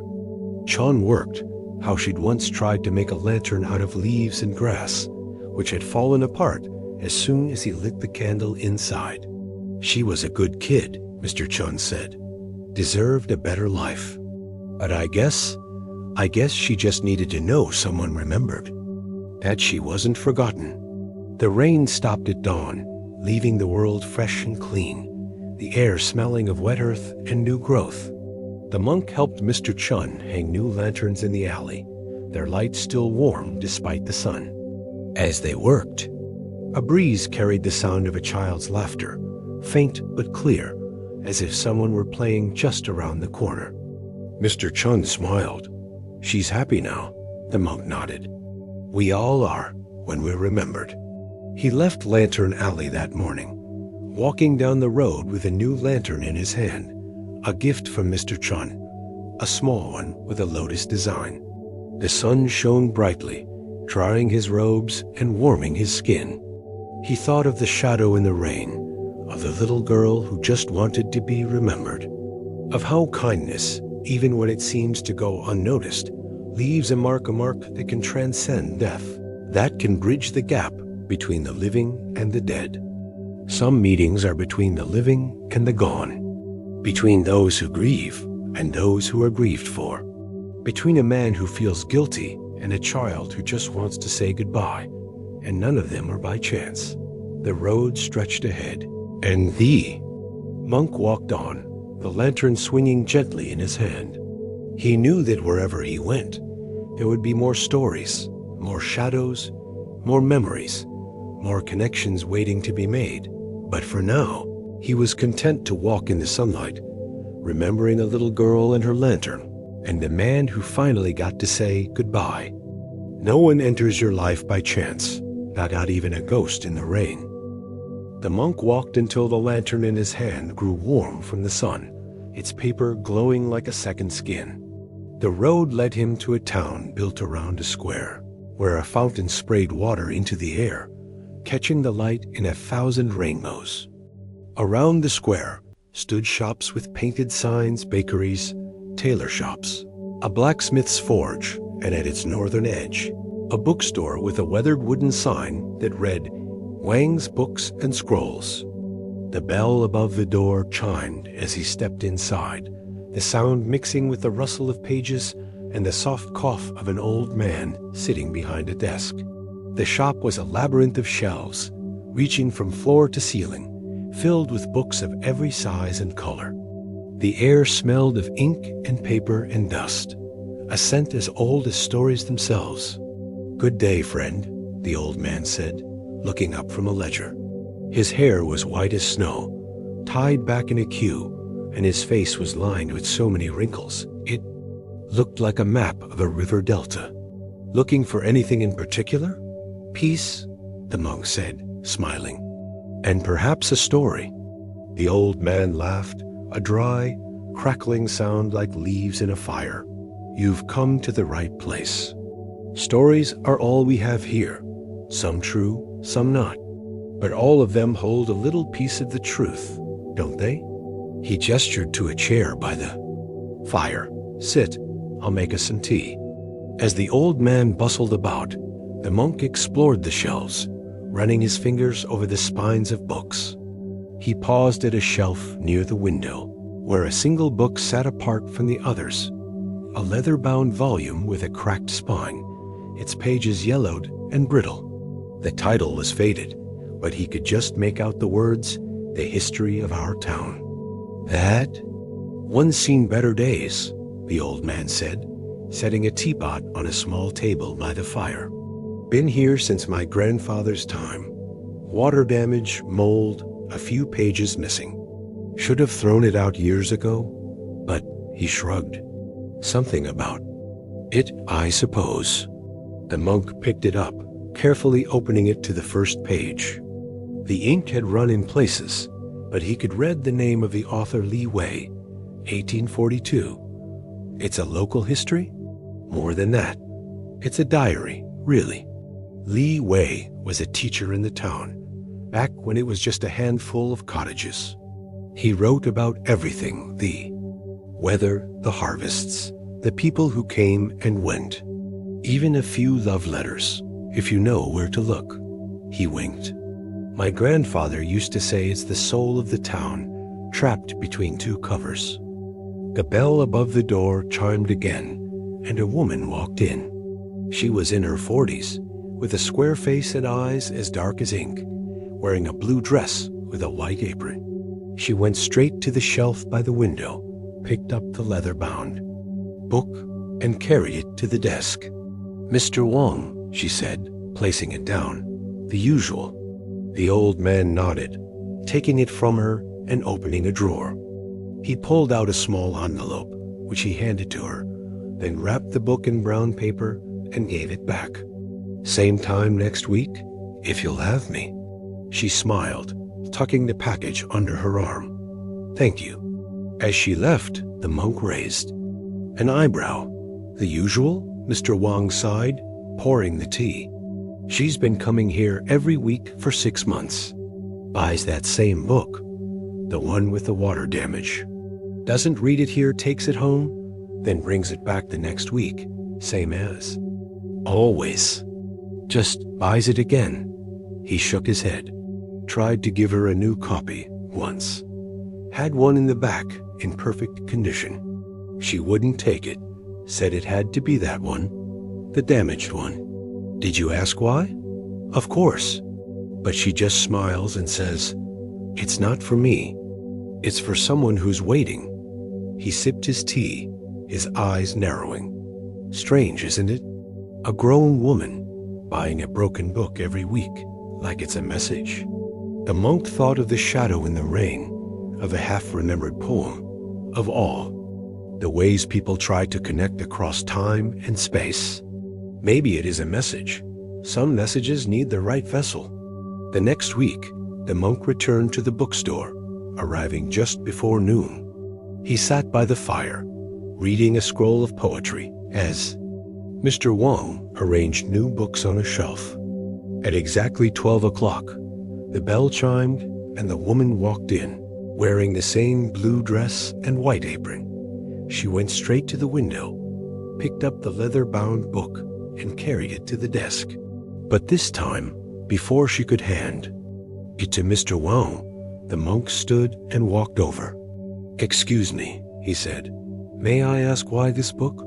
She looked up, surprised, then smiled. "You're the monk from last week. Mr. Wang told me about you." She held out her hand. "I'm Mrs. Zhang. My husband runs the tailor shop down the street." "Ren," the monk said, shaking her hand. "Why this book? The damaged one?" Mrs. Zhang glanced at Mr. Wang, who nodded, then looked back at the monk. "It was my grandmother's, or rather, it was her father's. Li Wei, the author. He was my great-grandfather." The monk's eyes widened. "Really?" She nodded, running her fingers over the cracked spine. "He wrote it for his wife, my great-grandmother. They were separated during a flood, you see. He stayed in town to help rebuild, and she was sent to live with relatives in the city. He wrote down everything that happened, so she'd know what she missed when she came home. But she never did. She died of a fever before the roads were cleared."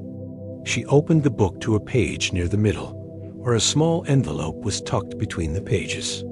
"He wrote her letters every day, but couldn't send them. So he hid them in here, between the pages of his diary. When he died, the book was passed down to my grandmother, then to my mother, then to me."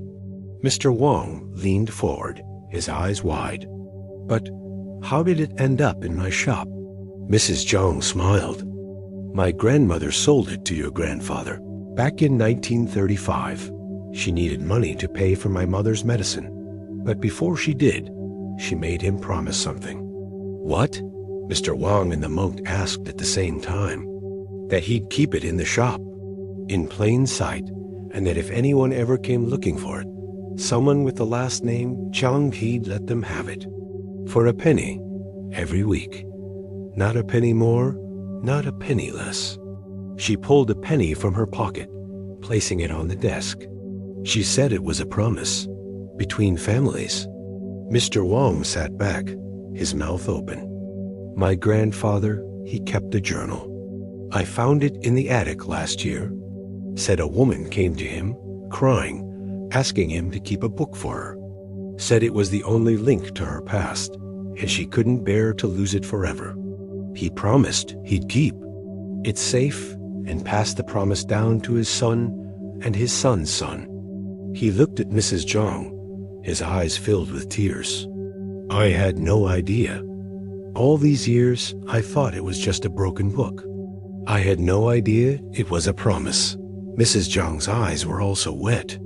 Grandmother said that one day, when the time was right, the Zhangs and the Wangs would meet again, and the book would come home. She said love was like that, patient, persistent, waiting for the right moment. She opened the book again, taking out the small envelope. "This is why I need this copy. The letters are in here. The new copies, they have the diary, but not the letters. Those were hidden, only in this original." She handed the envelope to Mr. Wang. Grandmother said these were for the Wangs. "A thank you for keeping the promise." Mr. Wang opened the envelope with trembling hands.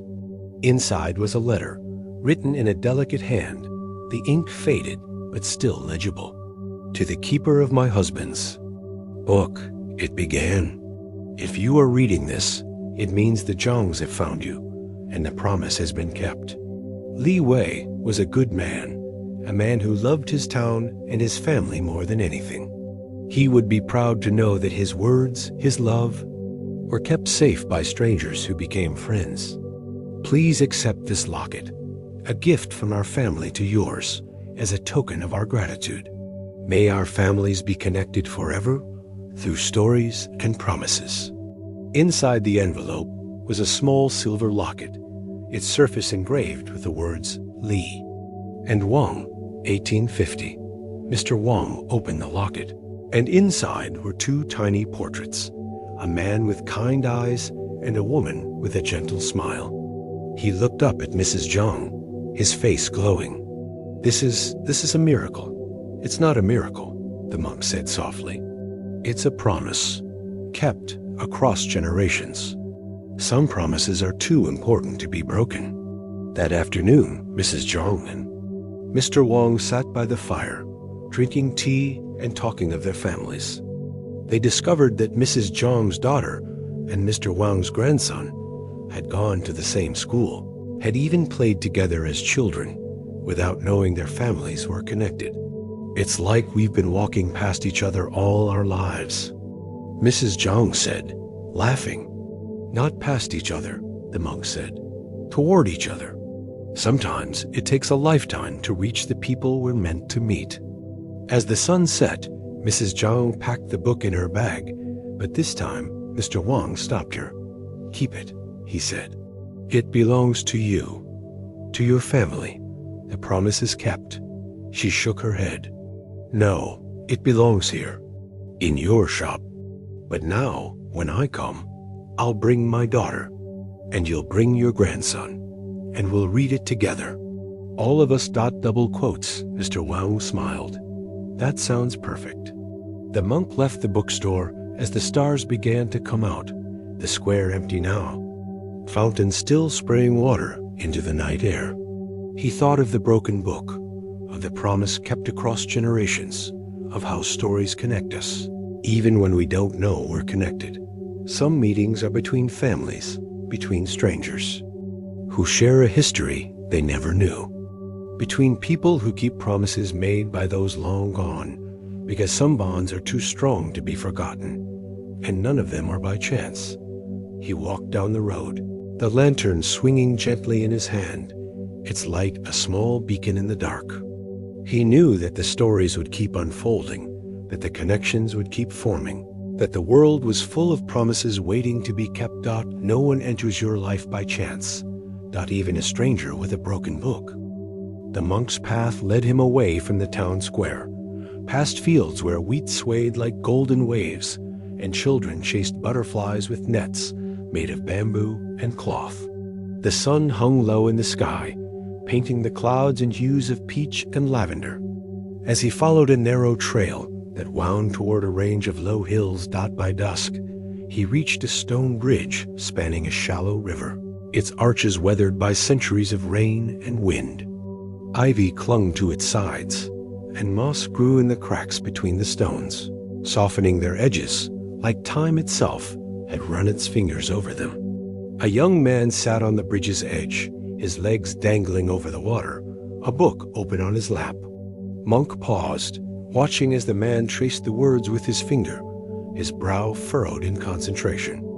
Every few moments, he would sigh, close the book, and stare at the water, as if seeking answers in its ripples.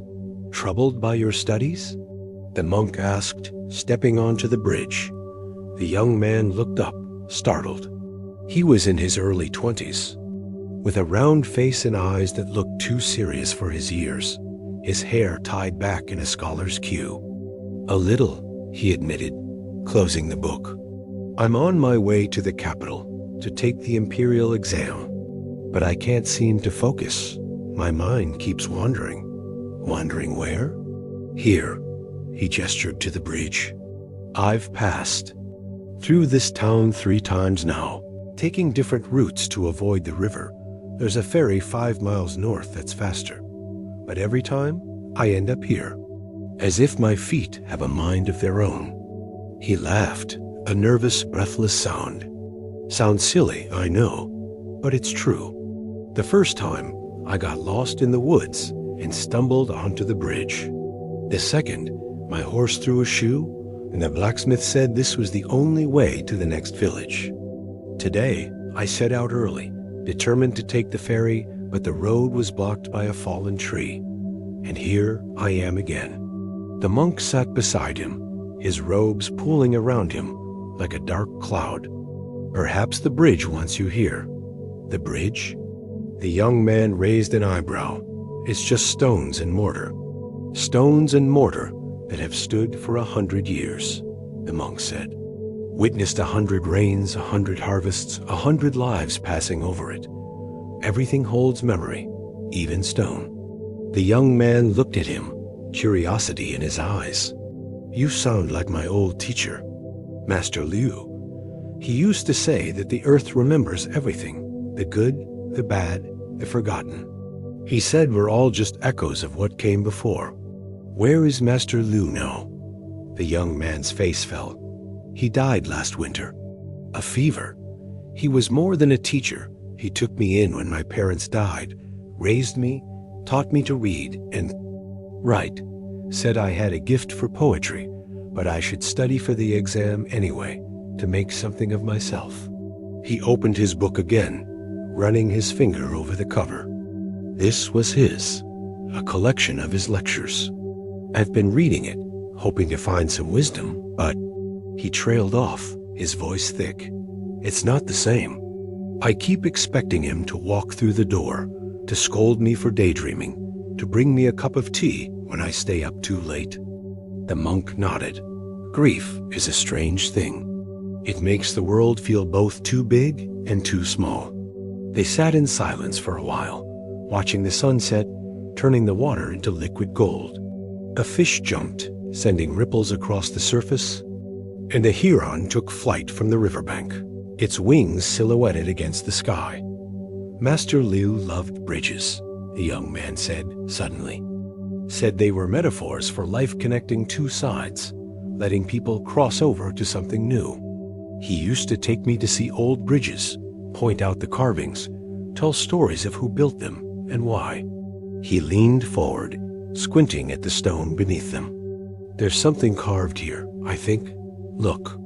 The monk leaned down, brushing away a layer of moss. Beneath it, worn by time and feet, was a small carving a lotus flower, its petals slightly curved, as if in bloom. Beautiful, he said. The same as Master Liu's seal, the young man breathed. He used it on all his letters. A lotus. He said it represented purity, rising from the mud to reach the sun. He traced the carving with his finger, his touch gentle, as if afraid to hurt it.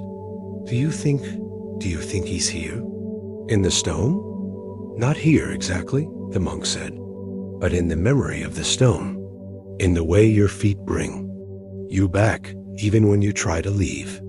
In the carving that matches his seal, he's not gone, just changed, like water turning to mist, but still part of the river. A young man closed his eyes, and for a moment, the monk thought he saw. A tear rolled down his cheek. When he opened them, his face was calm, as if a weight had been lifted. I always felt guilty, leaving him to go to the capital, like I was abandoning him. But now I think he'd want me to go, to cross this bridge and see what's on the other side. He stood, tucking the book under his arm. Thank you. I don't know why, but talking to you made me feel better, like Master Liu was here, listening. The monk smiled. Perhaps he was. As the young man walked away, his steps lighter than before, the monk traced the lotus carving with his finger. The stone was cool beneath his touch, but there was a warmth to it, to a lingering echo of hands that had carved it, of feet that had crossed over it, of a teacher's love for his student. He thought of Master Liu, of his kindness, of his belief in the young man, of how love finds ways to guide us, even from beyond the grave through a fallen tree, a thrown shoe, a bridge that won't be ignored. Some meetings are between the living and the dead, between a student and a teacher who refuses to let go, between a young man and a bridge that holds his past, guiding him toward his future, and none of them were by chance. The monk stayed on the bridge long after the sun had set, watching the stars come out, their light reflected in the water. He thought of all the stories he had heard: the weed, the bird, the poem, the book, the bridge, each one a thread in a tapestry that stretched across time, connecting lives in ways no one could predict. He thought of how the world works in mysterious ways, how the people and places that seem like accidents are often the most important, how a bridge can be more than stone and mortar, how a weed can be more than a nuisance, how a bird's song can be more than noise. They are all messages, he realized. Messages from the past, from the people we've loved and lost, from the universe itself saying, "You are not alone. You are on the right path. I am with you." As the moon rose, casting a silver glow over the bridge, the monk stood and continued on his way. The road ahead was dark, but he walked with confidence, knowing that whatever lay ahead, he was exactly where he needed to be. No one enters your life by chance, not even a bridge that refuses to be ignored. The monk walked through the night, the moon his only companion, its light guiding him over hills and through valleys. By dawn, he reached a village nestled in a valley, its cottages surrounded by apple orchards where blossoms fell like snow. At the edge of the village, a crowd had gathered outside a small house, their voices low and somber. A woman in a gray dress stood at the door, dabbing at her eyes with a handkerchief. When she saw the monk, she stepped forward, her face etched with grief. "You're a monk? Please, my father is dying. He's been asking for someone to talk to, someone who understands things beyond this world." The monk nodded, following her into the house. The air smelled of incense and medicine, and the walls were lined with shelves filled with jars of herbs and bottles of ink. An old man lay in a bed by the window, his breathing shallow, his skin as thin as paper. His eyes were closed, but when the monk entered, they fluttered open, revealing a pair of eyes that had seen a lifetime of stories. "Thank you for coming," the old man whispered, his voice barely audible. "I've been waiting for someone who knows about connections, about how the world weaves us together." The monk sat beside the bed, taking the old man's hand in his. It was cold, but his grip was surprisingly strong. "What would you like to talk about?" "Maps," the old man said. "I was cartographer, you see. Spent my life drawing maps of mountains, of rivers, of roads that don't even have names yet. But there's one map, one I drew when I was young, that I've kept hidden all these years." He nodded toward a wooden chest at the foot of the bed. "My daughter Lila, will you get it for me?" Lila crossed the room, unlocked the chest, and pulled out a rolled-up map, its edges frayed and brown with age. She handed it to the old man, who spread it out on the bed, his fingers tracing its lines with reverence. "This is no ordinary map," he said. "It's a map of my life. Every place I've ever been, every person I've ever met marked with a dot, connected by lines."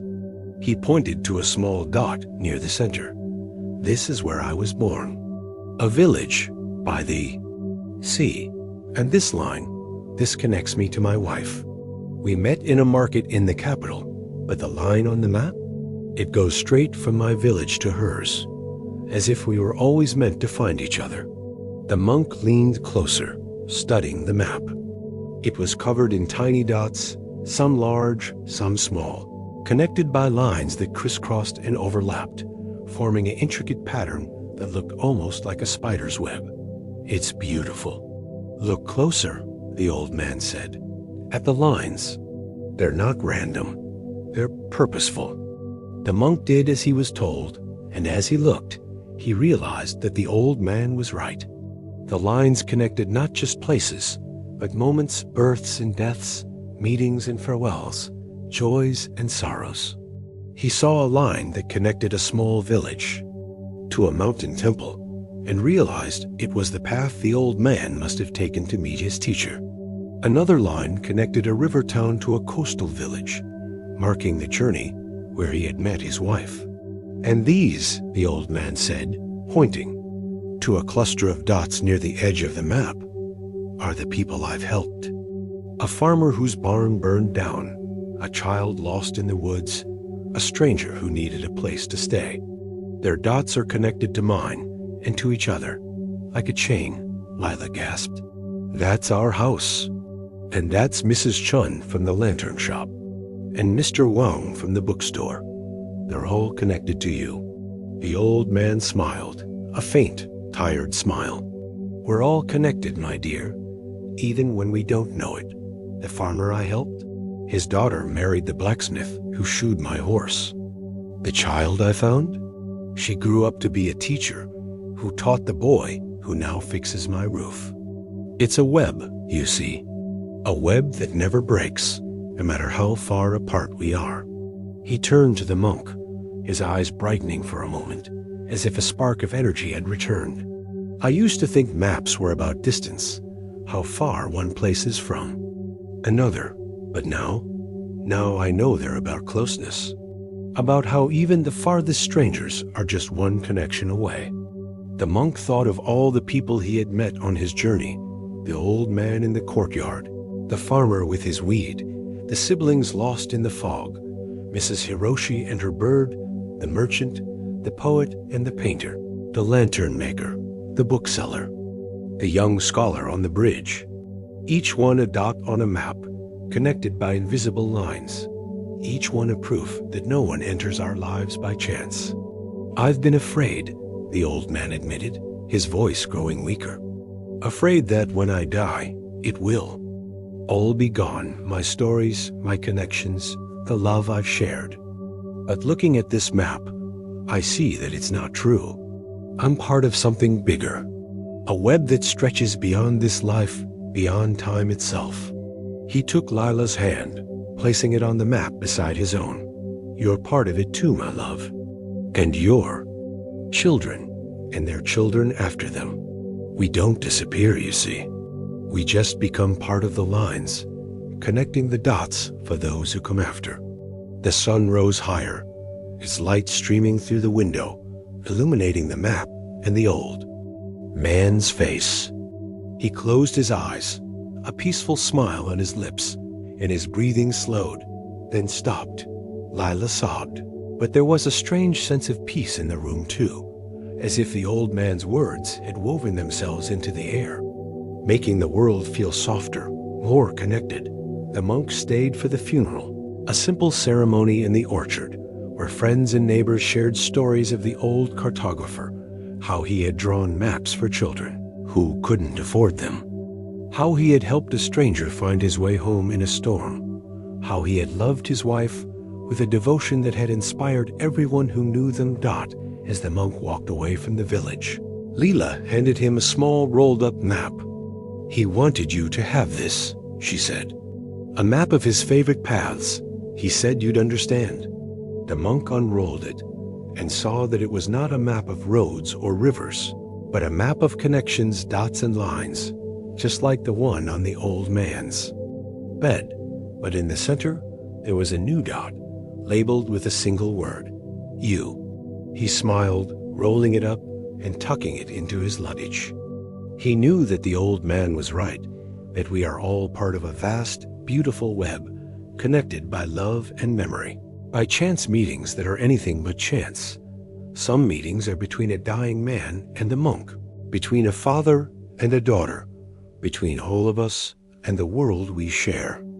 They are the threads that weave the tapestry of life, strong and beautiful and unbreakable, and none of them are by chance. The monk walked on, a map in his luggage, the sun on his face, and for the first time in a long time, he felt like he was home, not in a place, but in the knowledge that he was part of something bigger, something eternal. No one enters your life by chance, not even you. The room grows quiet now, the light soft and warm, like a blanket wrapped around your shoulders. You can feel your breath slowing, your heart beating gently, like a drum in the distance. The stories drift around you, like leaves on a quiet stream of monks and farmers, of birds and bridges, of maps that connect us all. You are part of the web too, you know. Every person you've ever met, every place you've ever been, every moment that took your breath away, they're all dots, connected by lines that stretch back to the beginning of time and forward to the end. You don't have to understand it. You just have to feel it, the quiet, steady pulse of connection that binds us all. It's in the way a stranger smiles at you on the street, in the way a song reminds you of a memory, in the way you wake up feeling like someone is thinking of you, Dot.